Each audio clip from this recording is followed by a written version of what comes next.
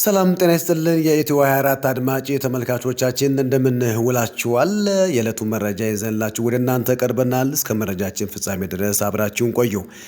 የዛሬው መረጃችን 21 የቦርድ አባላት ያሉት አብሮነት ሳይቀናጅ መበተኑ ዜና እየጎላ መምጣቱን የሚያሳይ ይሆናል። አቶ ልደቱ አያሌው የጀመሩት አብሮነት አቀጣጥለዋለሁ ያለውን ተቃውሞ ብልጭታውን እንኳን ሳያሳይ ወደ መበተኑ እያመራ ይመስላል። በላዩ ላይ ከውስጡ ባሉ አመራሮች ሌላ አብሮነት እየተወለደበትም ነው። ጀዋር መሐመድ ጥሪ አይቀበልም በማለት ስልኩን ቀርቅሯል። በስብስቡ ውስጥ ኦሮሞ ስለሌለ ልደቱ አያሌው ኦሮሞ አፋልጉኝ በማለት አደባባይ ወጥተው ጥያቄ አቅርበዋል። አብሮነት እዚህ ጎዳና ላይ ነው። ከአዲስ አበባ ሆነው ነው ያጠቋቸው፣ በድሮን አዲስ አበባ ተቀምጠው ነው የደበደቧቸው በማለት ፕሮፌሰር ሕዝቅኤል በጠለምት በኩል ሰሞኑን ተሞክሮ ስለነበረው ጥቃትና የመንግስት ምላሽ ማስረዳት ጀመሩ። በመካከሉ ፋኖ፣ የጃልመሮ ኦነግ፣ ሻዕቢያና ትነግ አንድ ሆነዋል ተብሏል። አንድ ከሆኑ ትነግ ዳግም ወረራ ለማድረግ ለምን ሞከረ የሚል ጥያቄ ተነሳ። ይህን ጊዜ ፕሮፌሰሩና አቶ ልደቱ በስልክ ተጠቃቅሰው ከውይይቱ ወጡ። በወቅቱ አቶ ልደቱ የኦሮሞ ያለህ ማለታቸውና የጀዋር መሰወር ምንም ምላሽ አላገኘም። እንደተለመደው ባለፈው አርብ አቶ ልደቱ አያሌው የሚመሩት አብሮነት ስብሰባውን አካሂዶ ነበር። በዚህ ስብሰባ ላይ መገኘት ከነበረባቸው 21 የቦርድ አባላት የተገኙ 6 ብቻ ነበሩ። እነርሱም ኢንጂነር ሙሉጌታ፣ አቶ አሸናፊ፣ ፕሮፌሰር ሕዝቅኤል፣ አቶ ልደቱ፣ ዶክተር እስማኤል እና ራሳቸውን የደቡብ ክልል ተወካይ ያደረጉት ነበሩ። በስብሰባው ላይ ፕሮፌሰር ሕዝቅኤል ተሞክሮ የተፈለገውን ግብ ሳያሳካ በኪሳራ መጠናቀቁ ስለተነገረለት የትነግ የጠለምት አቅጣጫ ማጥቃት ማብራሪያ ጀመሩ። እጅግ ትኩረት የሰጡት በድሮን የተፈጸመውን ጥቃት ነበር። አዲስ የኢትዮ 24 ሪፖርተር ተባባሪያችን የስብሰባውን መረጃዎች ጠቅሶ እንዳለው ፕሮፌሰሩ ከአዲስ አበባ ጨረሷቸው፣ አዲስ አበባ ሆነው ነው በድሮን ያጠቋቸው በማለት ስለ ጉዳያቱ ዝርዝር መረጃ ሲሰጡ ከስድስቱ አንዱ በመካከል ገብተው ያልተጠበቀ ጥያቄ ያነሱ። የኦነግ ሰራዊት፣ ፋኖ፣ ሻዕቢያና ትነግ አንድ ሆነዋል እየተባለ መሆኑን የጠቆሙት ጠያቂው አንድ ከሆኑ ትነግ ዳግም ወረራ ለማድረግ ለምን ሞከረ? ለምን ወደዚህ ውሳኔ መጣ? ትክክልስ ነው ወይ ሲል ማብራሪያ እንደሚሹ አመለከቱ። ይህን ጊዜ ያልተጠበቀ ድራማ ታየ። ትነግና ሻዕቢያ በአንድነት መንግስትን እንደሚጥሉ፣ ይህም የሚሆነው በአጭር ጊዜ እንደሆነ በተደጋጋሚ በሚገለጽበት ወቅት እንዲህ ያለው ግጭት የተመረጠበትን አግባብ ለመረዳት አስቸጋሪ እንደሆነባቸው ጠያቂው ሲያቀርቡ ፕሮፌሰር ሕዝቅኤል እዛው ስብሰባው ላይ ከሚገኙት አቶ ልደቱ አያሌው ስልክ ተደወለላቸው።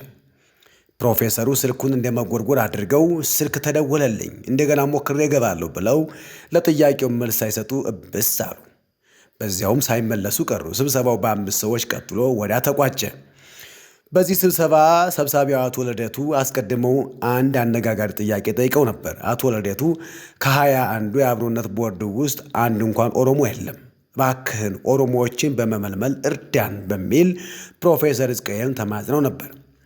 በሙሉ የስብሰባው መረጃ ያለው የዲሲ ተባባሪያችን እንዳለው በዕለቱ ስብሰባ ነአምን ዘለቀን መስለው ሲተውኑ የቆዩትና መጣው ብለው በዛ የጠፉት ሕዝቅኤል ችግር የለውም እናመጣለን በሚል ለአቶ ልደቱ ጥያቄ አጭር ምላሽ ከሰጡ በኋላ ሌላው ያነሱ ጉዳይ የሚቀርቧቸው ሴናተሮች ጠርተዋቸው ስለገለጹላቸው ጉዳይ ነበር።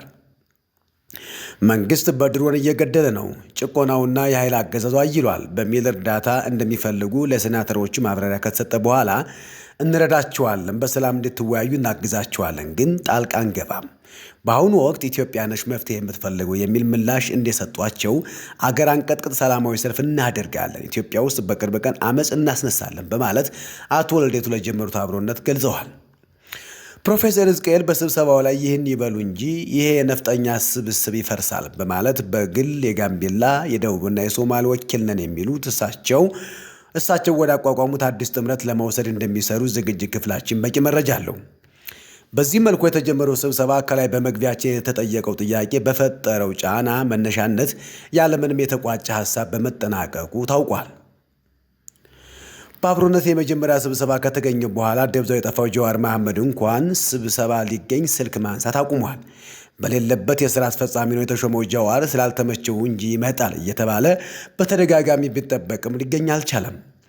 ከፕሮፌሰር ሕዝቅኤል በቀር አንድም ኦሮሞ የሌለበት አብሮነት በቅርቡ እንደሚፈርስም እየተነገረ ነው። በኦሮሞ ጠልነት የጋላ መንግስትን እናስወግድ በማለት እንቅስቃሴ ከጀመሩ ቡድኖች ጋር መስራት የጀመረው ጀዋር ከአዲስ አበባ ጀምሮ በመላው ኦሮሚያና በውጭ ከሚኖሩ የኦሮሞ ተወላጆች ቁጣ ውስጥ ወርዶበታል። እሱ ብቻ ሳይሆን ለመጀመሪያ ጊዜ በአብሮነት ጋባዥነት በስብሰባው የተሳተፉ የኦሮሞ ተወላጆች ሁሉ ክፉኛ ተወግዘዋል።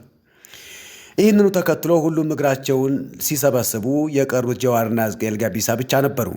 ሕዝቅኤል በሶማሌ በኩል የኦብነግን የተመናመነ ኃይልና በኬንያ ድንበር የተበተኑ የኦነግ ተዋጊዎችን እንዲያደራጁ በግብፅ ለተሰጣቸው ኃላፊነት የአመቺ ዘንዳ ብቅ ጥልቅ ቢሉም ጀዋር ግን ከናካቴው ስብስቡን መለየቱ ታውቋል።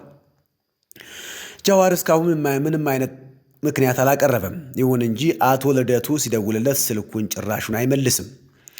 ጀዋር መሐመድ በቅርቡ ታስሮ እንደነበር ይፋ በተደረገበት ሪፖርት ሳቢያ ይሁን በደረሰው ማስጠንቀቂያ በግልጽ ባይናገርም አብሮነትን ስለመሰናበቱ የቦርዱ አባላት አምነዋል። በቅርቡ የኦሮሞ ተወላጆች ያቋቁሙታል በተባለው አዲስ አብሮነት ውስጥ ስለመካተቱም ለጊዜው መረጃ የለም። ግን አንድ እውነት አለ። አዲስ አብሮነት እየተወለደ ነው። በአብሮነት ውስጥ ከአብሮነት ይልቅ ልዩነቱ ይገዝፋል። ልክ ሳይቀናጅ ቅንጅት ብሎ እንደ ጉም የተበተነው ቅንጅት የቀጥታ ቅጅ አብሮነት መሪውም አቶ ልደቱ አያሌው አብሮነት አገር አንቀጥቀጥ የህዝብ ተቃውሞ ለማቀጣጠል ተጸነሰ ተብሎ ታወጆ ነበር። እንኳን የሚቀጣጠል ጭል የሚል ነገር እንኳ አልታየም። እንዳውም ሊከስም ነው ይላሉ ከውስጥ ያሉት አባላቱ። በሰላም እደሩ። ነገ ምሽት በተመሳሳይ መረጃችን እናደርሳችኋለን። ቻናላችንን ላይክና ሰብስክራይብ ያድርጉ።